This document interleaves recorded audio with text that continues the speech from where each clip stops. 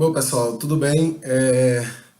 Meu nome é Pedro, tá? Sou professor de História e estou fazendo esse vídeo para atender a um pedido especial de uma pessoa que eu estimo muito, a Marina, né? Ela é minha ex-aluna, foi minha aluna no ensino médio e agora ela está na universidade. Me pediu para fazer um comentário, né, falar algo sobre o latim, né, essa língua, digamos, mater ou pater, né, depende do ponto de vista que a gente enxergue, que origina as línguas, né, latinas e tem uma importância, inclusive, em línguas de origem germânica ou anglo-saxã, a exemplo do inglês. E é óbvio que eu fiquei pensando um pouco, né, sobre o latim e teria que fazer um comentário, claro, que estivesse dentro do escopo de pensamento que eu transito, né? De forma alguma daria para fazer um comentário a respeito do latim a partir dos seus aspectos linguísticos. Para mim seria impossível fazer isso, uma vez que eu não tenho, né, penetração nesse campo do estudo. Mas fiquei refletindo como eu poderia comentar, né, o latim para Marina e óbvio que eu teria que transitar, né, na minha área, né, na área onde eu tenho algum domínio, que seria a área histórica. Então, evidentemente, esse comentário, né, aligeirado, tá, de certa maneira superficial, não dá para você abarcar a história de uma língua que foi a língua, né, que nos deu toda a tradição ocidental, né, a tradição filosófica, cultural, a tradição do direito, né? Então não dá para a gente comentar uma língua da envergadura que é a língua do latim, dita morta, né? Mas que tem uma pulsão, né? Vive de forma muito latente em tudo que a gente fala, em tudo que a gente verbaliza, em tudo que a gente lê. E para mim seria um desafio enorme tentar abarcar toda a história, né, e os meandros, as peculiaridades da história dessa língua tão importante para a gente, que todos nós deveríamos conhecer, né, o latim. Uma forma, seria uma forma, inclusive, de fazer com que a gente pensasse melhor, filosofasse melhor, refletisse melhor a partir das bases, né, que formam a nossa língua, né, as bases que formam a língua portuguesa. Então, seria muito interessante, né? Existem alguns nichos hoje onde o latim respira, né? Se a Marina está me pedindo um vídeo para falar do latim, é porque tem gente refletindo, tem gente utilizando, tem gente estudando essa língua, e isso é maravilhoso, mas isso deveria acontecer para todas as pessoas, né? Se nós somos de origem latina, por que não sabermos, né?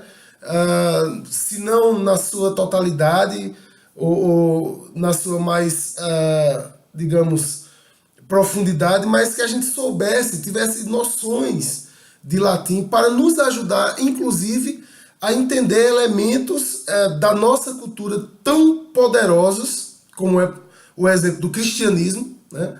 E não cometermos erros, né, a partir de traduções mal feitas, a partir de falta do entendimento do texto em seu original, não cometermos erros quando a gente fala determinadas palavras, e se a gente soubesse a origem, né, dessas palavras, isso seria muito importante para a gente. De forma que eu vou tentar, né, fazer abordar o latim em três aspectos, né?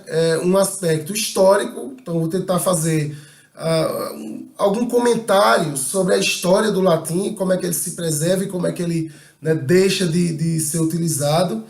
Vou fazer um comentário filológico, né? Eu acho que é importante a filologia, né?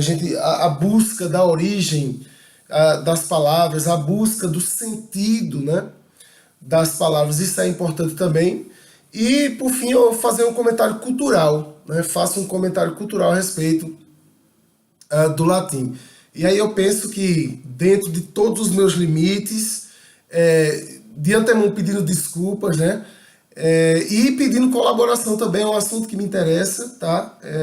Tudo que se refere à cultura, à nossa cultura, à formação, né, do nosso plano cultural, da nossa língua, me interessa, e pedindo colaborações, vou depois colocar esse vídeo no meu canal do YouTube, e aí, se vocês puderem contribuir, vai ser de importância fundamental para a gente construir junto o conhecimento, né? Antes de mais nada, cumprimentar todos os colegas estudantes, todos os colegas professores. Eu estou gravando esse vídeo no dia em que a gente faz um levante, né, contra os cortes da educação. Eu gostaria de deixar registrado aqui, né, essa luta nossa, que não é luta por um partido, não é luta por um político, não é luta, é a luta pela educação, né? A gente se ergueu contra os governos dos mais variados partidos quando esses governos foram mexer na educação. Então, não seria agora que a gente ia arrefecer, né? Que a gente ia baixar a cabeça diante de não só de cortes em verbas, mas de um tempo de obscurantismo tão violento, né? A gente vive um momento que a gente está no século XVI, né? E a gente não fala latim, talvez essa seja a grande desvantagem, e é necessário a luta.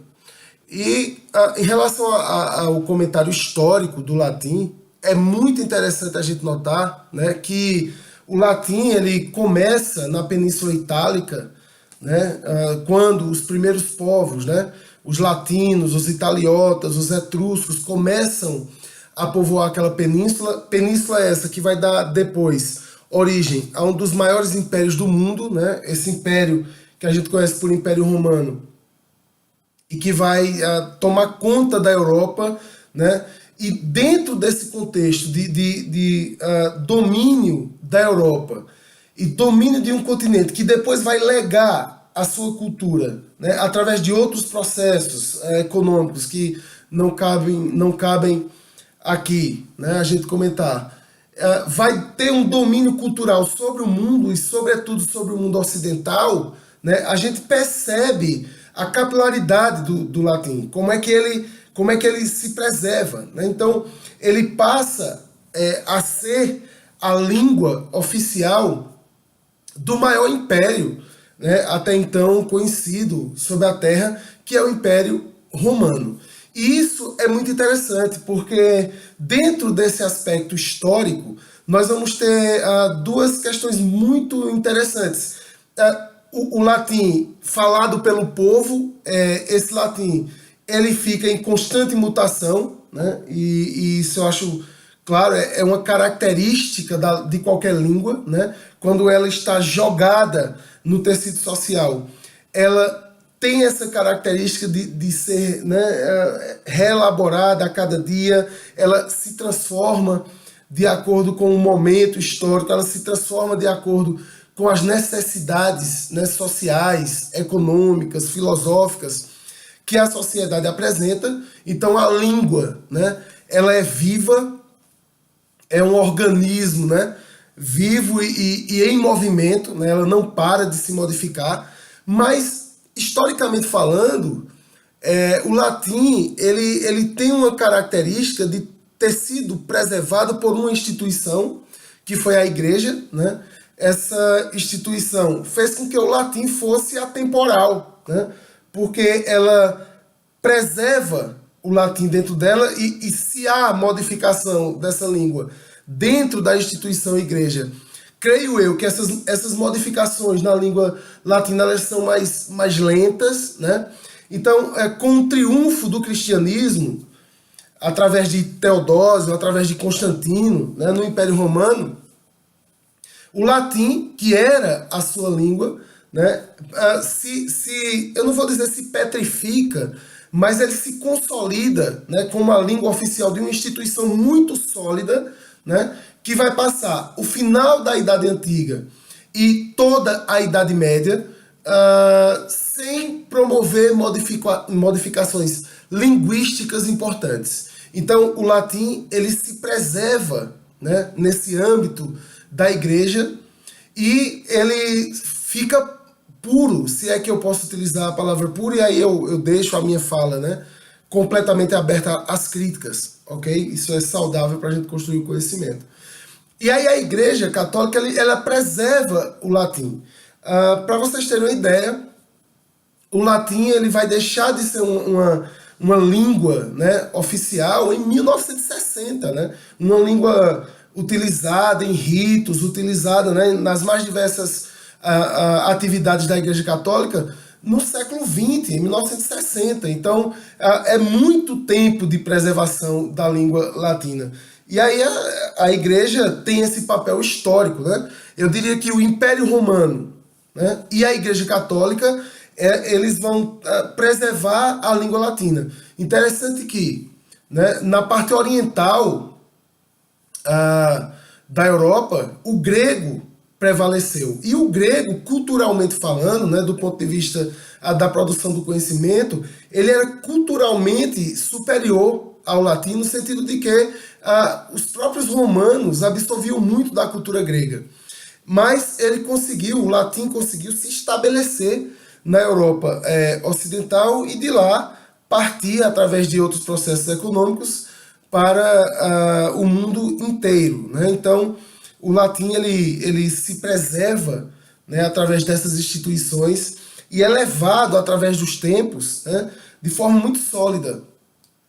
E sem contar que a mistura do latim com outras línguas na Europa gera as línguas que nós conhecemos e que são originárias do latim, né? O espanhol, o português, o francês, várias línguas, o italiano, várias línguas que têm esta língua como o radical dela, né? Então é a origem dessa língua. Então o latim, no sentido histórico, ele tem essa característica de preservação, essa característica de ter a seu serviço instituições, sociedades que preservaram essa língua durante muito tempo, e essa característica da igreja, né, já que o latim não estava, digamos, sendo falado pela população, essa língua não ter sofrido grandes, né, transformações. Acho impossível que ela não tenha sofrido transformações, né? Toda língua se movimenta, toda língua é viva, mas o fato dela ter sido preservada ali dentro da Igreja Católica, sendo utilizada para aquele determinado texto, aquelas determinadas liturgias, eu penso que o latim consegue se preservar historicamente de forma muito, muito sólida, né? Do ponto de vista filológico, né, do ponto de vista da importância do latim, né, para a construção, né, da nossa língua, para o entendimento dos textos originários, né, de você pegar as palavras e saber a origem dessas palavras, o que é que elas realmente significam, né? Eu gosto muito de utilizar o exemplo do Nietzsche, né? O Nietzsche era um filólogo, não é propriamente um filósofo de formação. Ele era um filólogo, né? E muitos dos seus textos, muitos dos seus aforismos, né, ele pega a partir da origem das palavras. No grego e no latim, ele tinha um conhecimento muito interessante nessas áreas, e a partir dessas palavras ele vai ressignificando e criando, né, conceitos a partir do conhecimento que ele tinha da origem das palavras. E é muito importante o que eu digo, porque talvez o fenômeno cultural mais poderoso, né, que a gente vive no Brasil é o cristianismo, sem dúvida alguma, né? E o fato, eu ouvia outro dia um professor comentar que essa pulverização das línguas em relação à religião, né, ela provoca um desentendimento, né, na questão da Bíblia, por exemplo, na questão da doutrina cristã, né, que ele falava de traduções da Bíblia que trazem verdadeiros absurdos, né? O conceito de amor no latim, né? Jesus se utiliza de palavras em latim que não estão propriamente ali nas traduções contempladas, então as traduções são grosseiras, né? E se a gente conseguisse compreender os textos bíblicos, por exemplo, em latim, isso nos daria uma segurança maior em relação a essa doutrina, né? O professor falava, inclusive, da questão da trindade, né? Se é realmente uma trindade, se no latim esse trio que é uno, se ele se expressa dessa forma, é bem interessante. Também recomendo que vocês procurem algo sobre isso, né? E talvez essa liberdade, né, vamos dizer assim, linguística de interpretação bíblica nos tem levado a absurdos, né? Hoje a gente tem que conviver, minha gente, com um cristão armamentista. A gente tem que conviver com um Jesus armamentista, que a gente não sabe de onde vem essas interpretações, né? É óbvio, é uma usurpação, né? Trazem do Velho Testamento para tentar justificar o livro dos cristãos, que é o Novo Testamento, mas isso é também uma discussão de cunho religioso, né? E eu não vou entrar aqui. Eu sei que se a gente pudesse ler, por exemplo, a Bíblia, para aqueles que são, né, que professam o cristianismo, se a gente pudesse ler a Bíblia em latim, talvez muitos desenganos, muitos delírios, né, de muitos sacerdotes seriam evitados, né? E seria muito interessante se a gente pudesse ter acesso, através do latim, a esses conhecimentos. Por último, para a gente não se alongar muito, o debate cultural a partir do latim é muito interessante, porque, embora, né, os romanos tenham sido completamente influenciados pelos gregos, mas eles fizeram essa síntese filosófica e linguística, né? Os romanos pegaram muitos conhecimentos gregos e fizeram essa adaptação para o latim, e nós absorvemos muitos dos conhecimentos a partir exatamente da tradição latina. Essa tradição que perdurou e que foi dominante, né?